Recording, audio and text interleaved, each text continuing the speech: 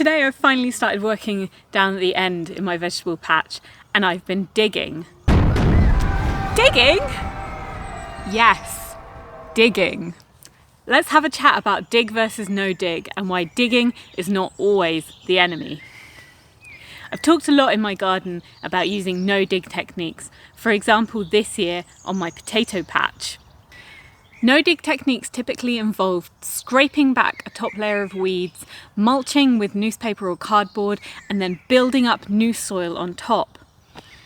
This is great for maintaining soil structure and means you don't have to do any backbreaking labour digging over the soil. However, if like me, you have a garden full of perennial weeds, it's not always the best way to start things off. Anywhere in my garden you look, I've got bindweed, I've got brambles, I've got invasive cranesbill geranium. And these are some seriously hardy weeds that can grow back from tiny amounts of roots. Over the winter last year, I laid down cardboard in all of this area, and today I pulled it off to see what was underneath. It's done a great job of keeping the annual weeds at bay, but those perennial roots are still there.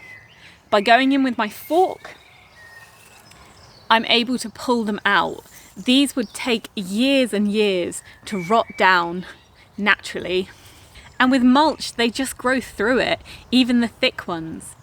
I would have to apply a layer of soil, compost or other mulch to a good half a metre depth to get rid of those perennial weeds. And it's simply not an input that I have here in my garden.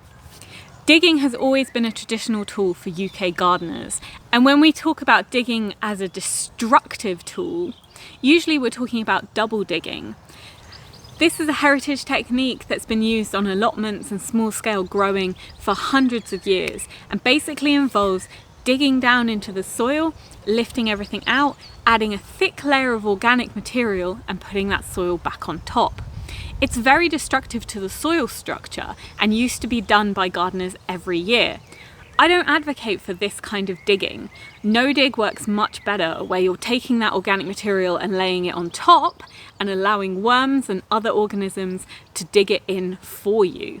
This maintains fungal structure within your soil and will help produce a healthy soil long term. However, when you've got perennial weeds, sometimes you just need to add that little bit of effort when you're starting out. You can't mulch your way out of every problem in the beginning unless you're happy to have those weeds. I'm not averse to weeds in the garden, and many of them are very important. For example, stinger nettles provide habitat for baby ladybirds, caterpillars from many of our British butterflies. They also can be used to make a fantastic plant feed. But when you've got things like bindweed that climb up your vegetables and choke them out, when you've got brambles which are prickly, annoying and difficult to remove, sometimes you need to get them out before you can progress in the garden. My digging technique is very gentle and doesn't do much damage to soil structure. I'm only digging to a depth of about 10 to 15 centimetres. It leaves me with this beautiful crumbly texture which is going to give my smaller seedlings the best start in life. This patch here is pretty much finished and ready to go. I've sprinkled some wood ash on top and just gently broken up any large clumps of earth with a rake. This one here still has the cardboard on top. So let me till a little bit to show you what I mean in terms of perennial weed roots. So here we've got the cardboard. Pull it off. I am reusing it at the end. Ugh. First thing you see, lots and lots of slugs hiding under that cardboard. This is another problem with just mulching. You can also see the corn stalks from last year when this was my corn patch. I left them over winter as insect habitat. Right. Let's get my fork and show you what I mean. So when I dig, I'm just tickling like this, flipping it over, breaking it up lightly.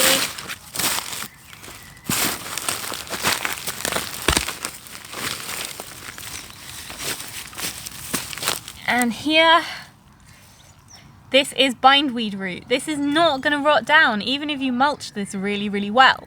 But through lightly digging, I can gently remove this, and it helps take care of the bindweed in my garden. Here's a huge bit of it. It's like electrical cable. My garden's overflowing with it.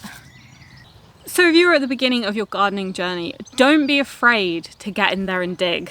I recommend mulching over the winter from about October all the way through to April, May if you can. That's going to keep your annual weeds down, and that's going to weaken those perennial weeds. Then you can go in when you're ready to plant, just gently turn over that top 10 centimeters of soil. You're going to expose those slugs, you're going to expose the slug eggs, you're going to be able to take out those perennial weed roots, and that's going to give your plants the best chance of survival. Then moving forward, you can go completely no dig if you want. Never dig it again, just add organic material on top. This technique, to me, is the best of both worlds. I'm maintaining most of my soil structure, and I'm still giving my plants a very good start in life. Do you follow no-dig gardening, or are you a traditional gardener who double digs? Let me know in the comments below, and I'll see you next time. Bye bye!